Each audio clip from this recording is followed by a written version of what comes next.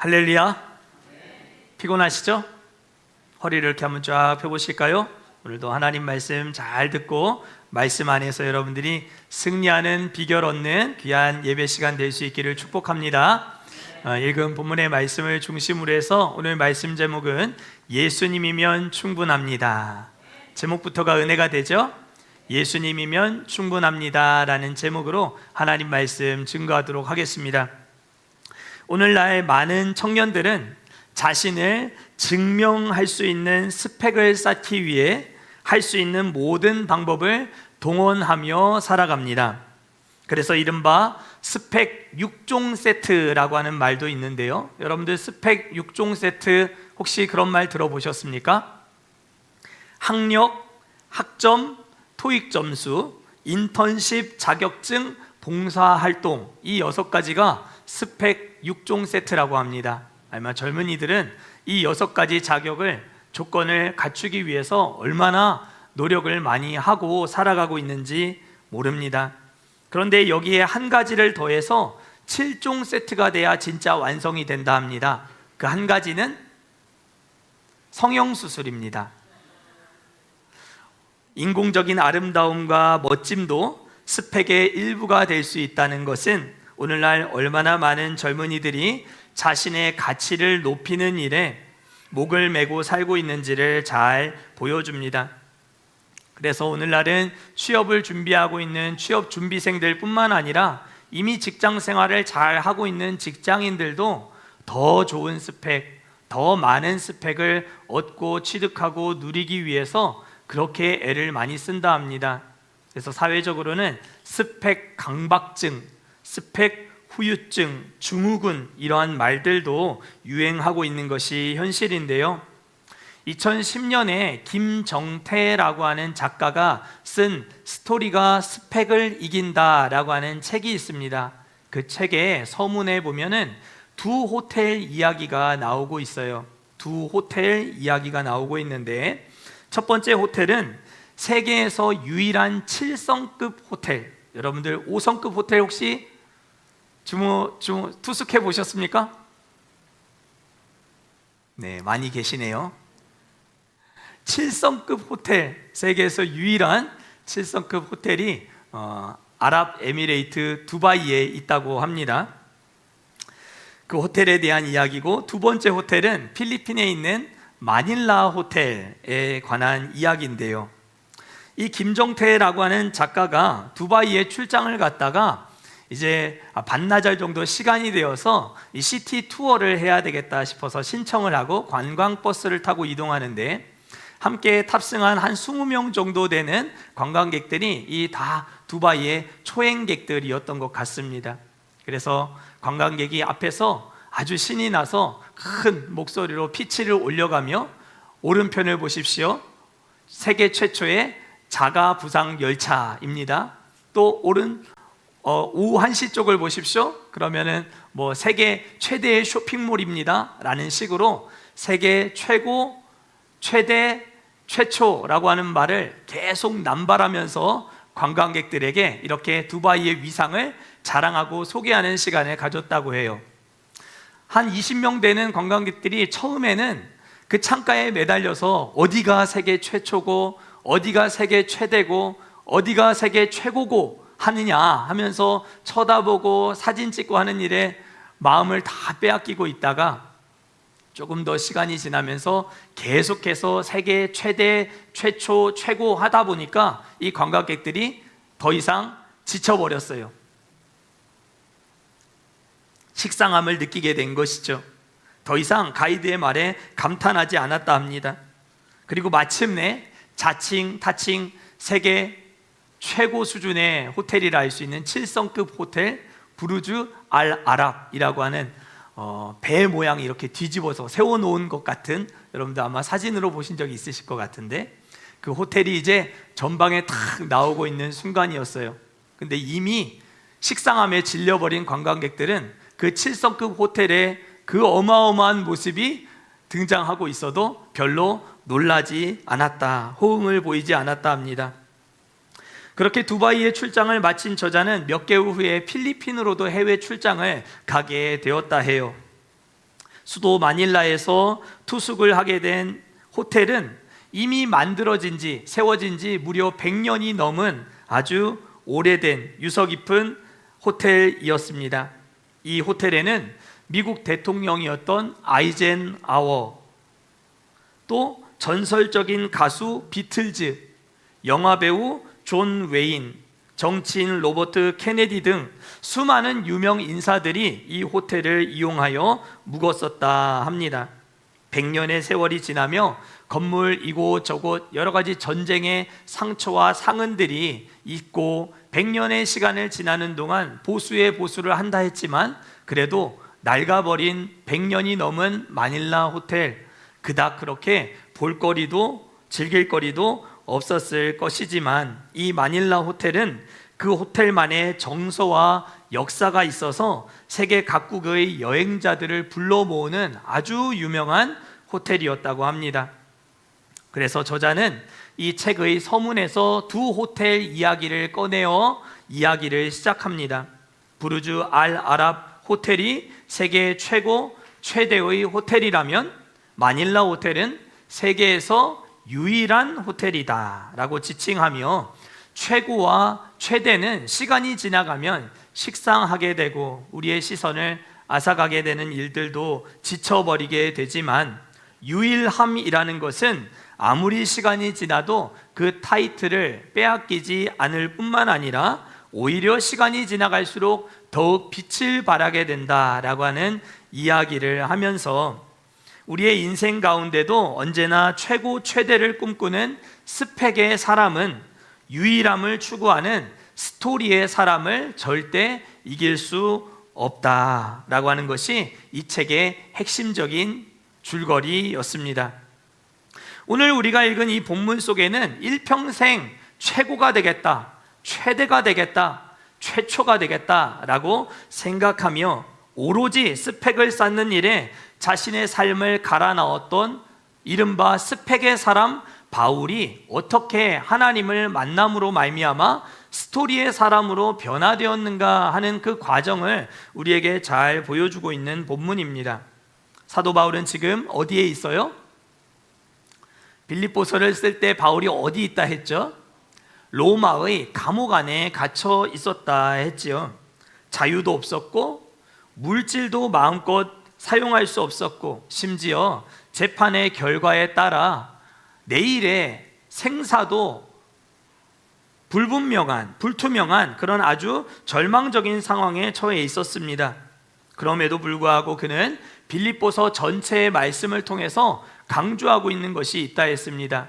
16번이나 강조되고 있는 것, 그것은 무슨 단어라고 제가 말씀드렸죠? 빌립보서 1장부터 14장까지 명사, 동사를 포함해서 계속 반복되고 있는 중요한 단어, 빌립보서를 관통하고 있는 단어는 바로 기쁨이라 했습니다. 기쁨. 그래서 오늘 본문 1절 우리가 다시 한번 읽어보면 좋겠는데요, 1절 말씀 같이 읽겠습니다. 시작.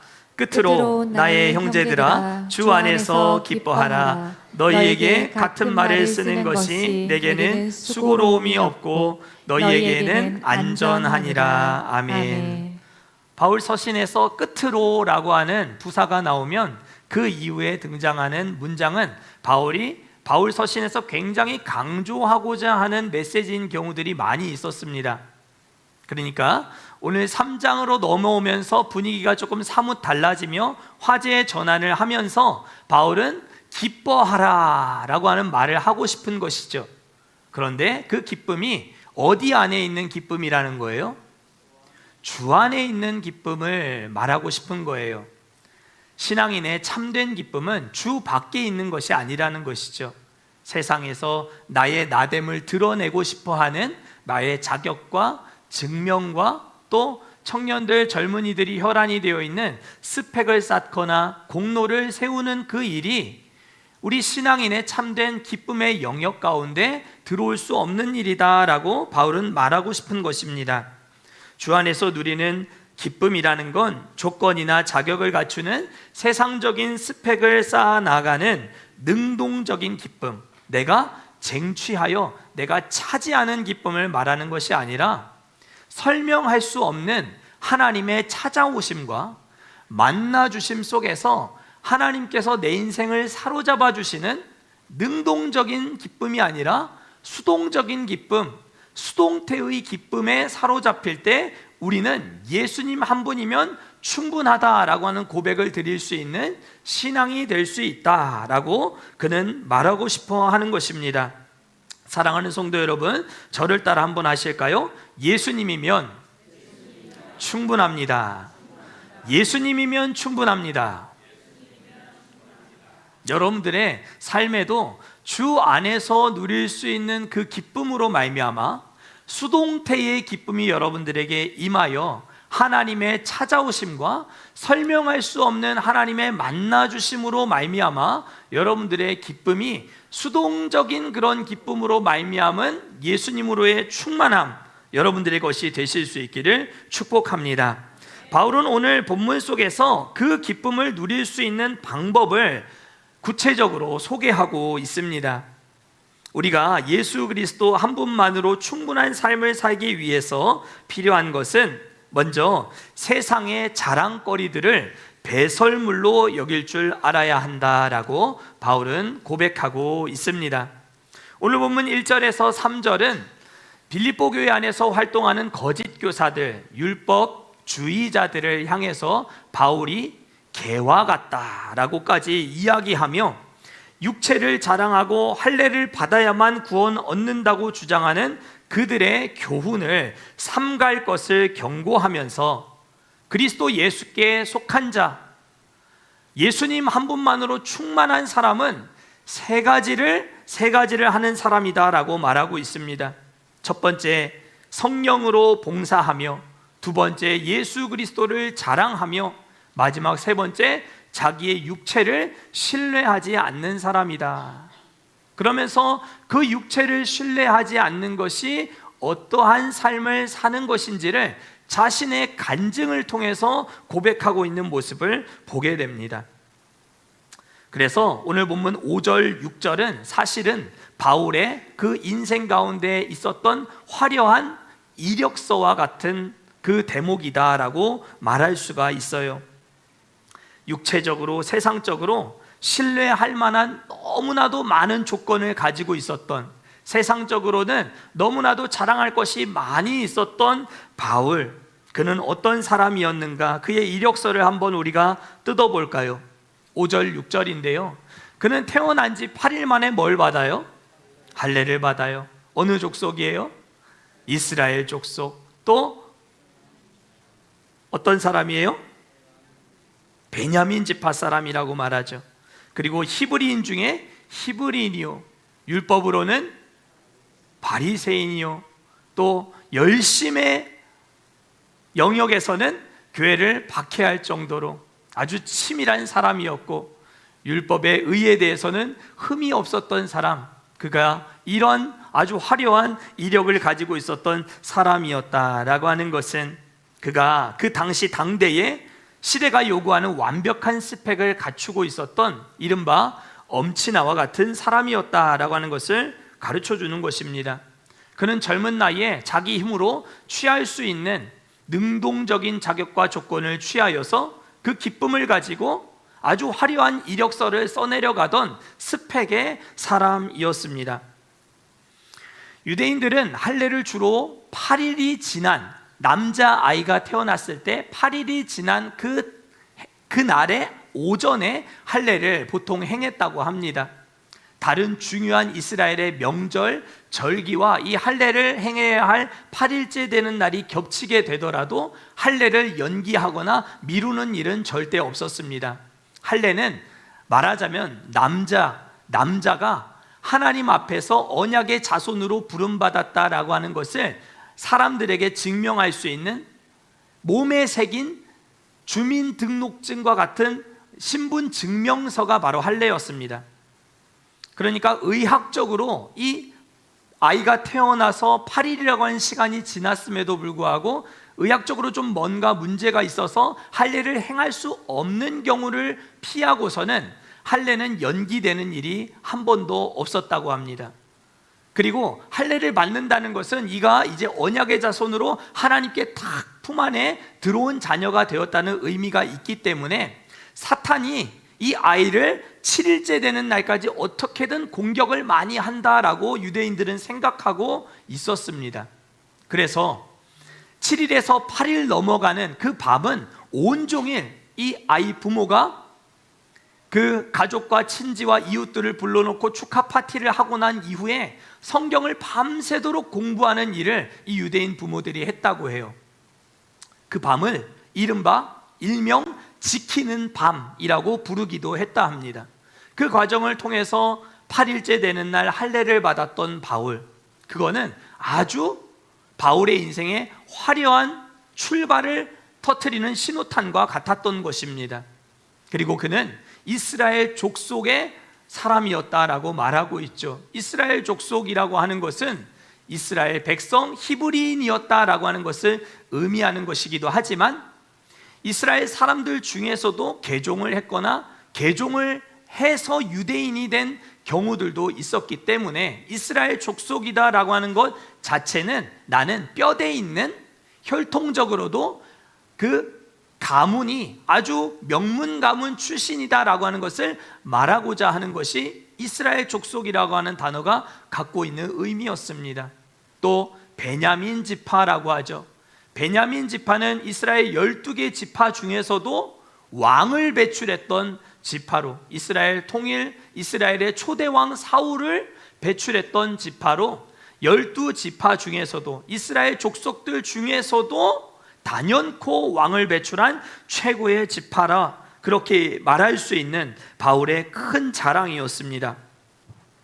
우리 통영의 옆 동네인 거제에 가보면 여러분들 역대 대통령 생가가 2곳이나 있다는 것을 여러분들이 아실 것입니다. 14대 대통령이었던 김영삼 대통령, 그리고 19대 대통령이었던 문재인 대통령의 생가가 우리 바로 옆 동네 거제에 가면 그 마련이 잘 되어 있는데요. 저 아직 가보지는 않았지만 같은 동향, 같은 지역의 출신의 사람이 대통령이 되었다라고 하는 것을 거제시가 얼마나 큰 자부심으로 여기고 있는가 하는 것을 알 수 있죠.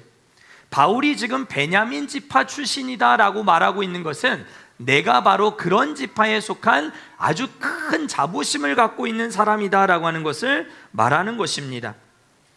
히브리인 중에 히브리인이었다라고 하는 건 바울이 유대에서 태어나지 않고 저 헬라 문화권인 튀르키예 남부의 다소라고 하는 대도시에서 출생을 하였는데 그 헬라 문화권에서 태어났음에도 불구하고 그는 어려서부터 유대의 스승이라고 불리는 가말리엘의 문화생이 되어서 그에게 가르침을 받아 어려서부터 헬라 말이 아니라 히브리어를 유창하게 구사할 줄 알았던 그런 탁월한 지능적인 사람이었다라고 하는 것도 그의 자랑이었음을 보여줍니다.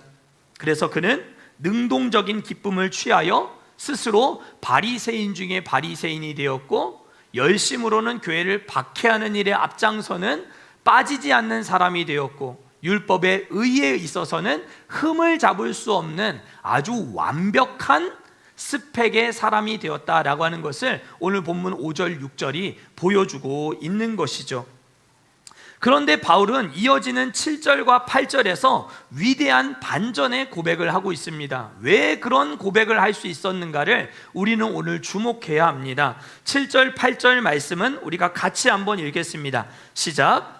그러나 무엇이든지 내게 유익하던 것을 내가 그리스도를 위하여 다 해로 여길 뿐더러 또한 모든 것을 해로 여김은 내 주 그리스도 예수를 아는 지식이 가장 고상하기 때문이라. 내가 그를 위하여 모든 것을 잃어버리고 배설물로 여김은 그리스도를 얻고. 아멘. 자신이 그토록 붙들고 살았던 세상의 자랑거리들, 나의 나됨을 증명할 수 있었던 수많은 스펙들, 나의 자랑거리들, 그것은 오히려 예수 그리스도를 만나고 나보니 그건 다 배설물과 같은 것이었다. 오히려 해로운 것이었다라는 그의 이 반전의 고백, 우리는 주목해야 합니다. 세상의 조건들을 의지하고 자랑할 때 그의 눈앞에는 그리스도 십자가의 은혜가 보이지 않았습니다. 나의 의가 가득 차 있어서 예수님의 의가 들어올 자리가 없었습니다. 내 힘으로 이루어 놓은 수동태의 기쁨으로만 가득 차 있으면 하나님의 역사하심으로 이루어지는 수동태의 기쁨을 절대로 누릴 수가 없습니다. 사랑하는 성도 여러분, 여러분들 주먹 믿고 살지 마십시오. 아멘? 여러분들의 탁월한 지혜 믿고 살지 마십시오. 여러분들이 산전수전 공중전 많은 인생의 경험들이 있으시겠지만 경험을 의지하고 살지 마십시오. 그 의를 붙들고 살면 예수 그리스도의 의가 들어갈 자리가 없습니다. 여러분들의 의를, 여러분들의 자랑거리를 배설물로 여길 줄 알 때 수동태의 기쁨이 여러분들의 삶에 임합니다. 나는 피부로 느낀 적이 없는데, 나는 어떤 계기로서 하나님을 뜨겁게 영접하고 체험했던 그런 경험들이 내게는 없는데 라고 말할지라도 하나님은 설명할 수 없는, 이해할 수 없는 초자연적인 방법으로 수동태의 기쁨을 우리 안에 넣어주시고 우리로 하여금 예수님 한 분으로만 충분하다라고 하는 고백이 터져나오게 하는 삶이 되게 하신다라고 하는 사실, 여러분들 기억하실 수 있기를 축복합니다. 2014년에 개봉했던 영화 더 테너라고 하는 작품이 있습니다. 이 더 테너의 실제 주인공으로 알려진 성악가 배재철 씨는 크리스천이었습니다. 물론 명목상에 그냥 교회 주일이 되면 출석하는 그런 신앙인이었던 것이죠. 이 성악가 배재철 씨에게는 어려서부터 누구보다 아주 탁월한 음성, 이 목소리를 가지고 있었다 합니다. 그래서 그는 한양대학교 성악과에 진학하여 성악을 잘 전공을 하게 되었고, 전공한 이후에 이 오페라의 본고장이라 하는 유럽으로 유학을 떠나게 되었습니다. 그러나 당시 이 오페라의 본고장이라고 하는 유럽 무대는 동양인이라면 그냥 동양인이라고 하는 이유 때문에라도 대놓고 무시를 하는 그런 문화가 팽배해져 있는 상황이었다고 합니다. 그런 상황 속에서 이 배재철 씨는 실력 하나만으로 인정을 받았던 그야말로 세계 최고의 테너가 되었습니다. 당시 그의 목소리는 아시아에서 100년에 한 번 나올까 말까한 신이 주신 목소리다라고 여겨질 정도로 찬사를 받는 그런 테너였는데요. 그렇게 인생의 최고의 정점을 달려가고 있었던 그때 예상치 못한 큰 환난을 만나게 되었습니다. 2005년에 갑상선암 진단을 받게 된 것이죠.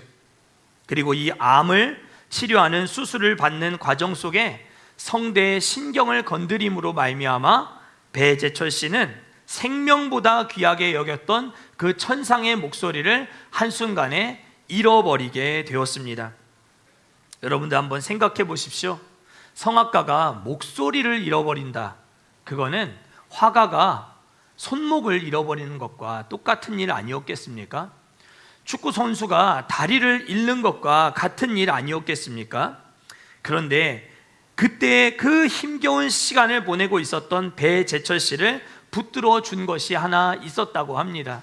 그것은 나는 여전히 신앙인으로서 말하기 부끄러운 명목상의 이름뿐인 그리스도인인데, 이 배재철 씨의 아내와 부모님은 이 재철 씨를 위해서 어떻게 해서든 이 고난의 터널을 통과할 수 있도록 기도해 주었던 바로 가족의 기도, 그것이 바로 이 성악가 배재철 씨가 고난의 터널을 통과할 수 있었던 유일한 힘이 되었다라고 그는 고백했습니다. 그리고 그 가족들의 기도가 절망 가운데 있었던 그를 다시 일으켜 세워 주었습니다. 일본에서도 많은 친구들이 재철 씨의 회복을 위해서 도왔고, 많은 팬들도 그에게 큰 응원들을 보내면서 그는 아주 힘든 재활의 과정을 통하여 결국 무대에 다시 서게 되는 과정을 그 더 테너라고 하는 영화가 아주 잘 담고 있는데요. 이 이야기가 우리에게 감동을 주는 진짜 이유는 그가 목소리를 되찾았기 때문만은 결코 아닙니다. 배재철 씨는 이런 고백을 훗날 남겼습니다. 하나님은 제 목소리를 바꾸신 게 아니라 제 마음을 바꾸셨습니다. 하나님은 제 목소리를 바꾸신 것이 아니라 제 마음을 바꾸셨습니다 라는 고백을 남겼습니다. 이것이 바로 스펙의 사람이 스토리의 사람으로 바뀌게 되는 전환점이었음을 우리가 깨닫게 되는 것이죠. 사랑하는 성도 여러분, 여러분들의 기도는 어떻습니까? 여러분들의 기도를 한번 해부해 보십시오. 여러분들은 오늘 무슨 기도를 하며 하나님 앞에 엎드리고 계십니까? 하나님, 이것 좀 주세요. 하나님, 이 문제 좀 해결해 주세요. 하나님, 건강 주세요. 하나님, 성공하게 해주세요. 꼭 합격하게 해주세요. 하나님, 내가 잃어버렸던 것들을 다시 찾게 도와주세요. 물론 필요한 기도입니다. 그런데 하나님의 응답은 때로는 우리가 여전히 붙들고 놓지 않으려 하는 그 세상의 자랑과 의의를 내려놓을 때에야만 그저 주님을 바라보게 하시는 응답으로 우리에게 주어지기도 한다는 사실을 여러분들이 기억하실 수 있기를 축복합니다. 손에 있는 것들을 내려놓을 때 하나님은 그 손에 예수님의 손을 붙잡게 하시더라는 것입니다. 배재철 씨에게는 목소리는 정말 삶의 모든 이유였고 심지어 생명보다도 소중한 보물이었습니다. 그러나 그런 귀한 목소리를 잃어버리는 고통을 통과하며 그는 자신의 목소리보다 더 소중한 하나님의 사랑을 발견하게 되었습니다. 오늘 우리가 읽은 이 본문의 말씀 앞에 선 우리도 우리에게 똑같은 질문을 한번 드려보면 좋겠습니다. 나는 내가 원하는 것이 없어도 진짜 예수님 한 분으로 만족하고 있는가? 나는 내가 원하는 기도의 제목을 내가 원하는 대로 다 이루어지지 않아도 정말 주님 한 분으로 충분한 고백을 드리며 살아가고 있는가? 건강이 없어도 예수님이면 충분합니까? 여러분들 건강이 아니어도 여러분들 예수님 한 분이면 진짜 충분하다는 고백 드리실 수 있으십니까? 돈이 없어도 예수님이면 충분하십니까? 사람들이 여러분들을 알아봐 주지 않더라도 여러분들 예수님 한 분이면 정말 충분하십니까? 사랑하는 성도 여러분, 바울이 말하는 주님 안에서의 기쁨은 바로 이런 초월적인 기쁨, 하나님의 역사 속에 나타나고 있는 수동태의 기쁨을 말하는 것입니다. 사랑의 주님이 주시는 것 때문에 주님을 사랑하는 것이 아니라 주님이 나의 주님이 되시기 때문에 주님을 더욱 사랑합니다. 이런 고백을 우리가 드릴 수 있는 신앙인 되었으면 좋겠습니다. 배재철 씨는 목소리를 잃어버리는 인생의 깊은 사망의 골짜기를 통과할 때 오히려 하나님이 자신을 붙들고 계셨다는 사실을 발견했다라고 고백합니다. 오늘 바울 역시 똑같이 고백하고 있지요. 그 안에서 발견되려 함이니라고 말합니다. 이것이 바로 수동태의 신앙, 수동태의 기쁨입니다. 세상 안에서 가질 수 있는 것들을 다 내가 누리고 가지고 있으면 그 기쁨이 날 즐겁게 할 것 같지만 그 기쁨은 오래 가지 못합니다. 하나님이 여러분들의 인생 가운데 설명할 수 없는 은혜로 찾아오셔서 여러분들을 붙들어 주실 때 그 수동태의 기쁨이 여러분들의 입술을 통해서 예수님 한 분이면 충분합니다 라고 하는 고백으로 이어지게 만든다는 사실, 우리 모두의 고백이 될 수 있기를 축복합니다. 서두에 말씀드렸던 책 스토리가 스펙을 이긴다 라고 하는 책 저자인 김정태 씨가 원래 원했던 책 제목은 하나님의 스토리가 인간의 스펙을 이긴다 였다고 합니다. 그런데 출판사의 원고를 전달해 보니까 이 너무 종교적인 색채가 짙으면 안 된다는 이유로 하나님의 그리고 인간의를 삭제하고 스토리가 스펙을 이긴다라고 하는 책으로 출간을 어쩔 수 없이 하게 된 것이다 라고 했습니다. 사랑하는 성도 여러분, 하나님의 스토리가 인간의 스펙을 이깁니다. 하나님의 스토리가 여러분들의 스펙을 이기는 축복이 있기를 소망합니다. 내 손에 무엇이 들어있느냐가 내 인생을 결정하는 것이 아니라 내가 누구 안에 거하고 있는가가 내 인생을 결정하는 일임을 여러분들 꼭 기억하시기를 축복합니다. 내가 가진 것이 많아서, 이루어 놓은 것이 많아서 행복한 것이 아니라 예수님이 계셔서 행복한 인생 되시기를 축복합니다.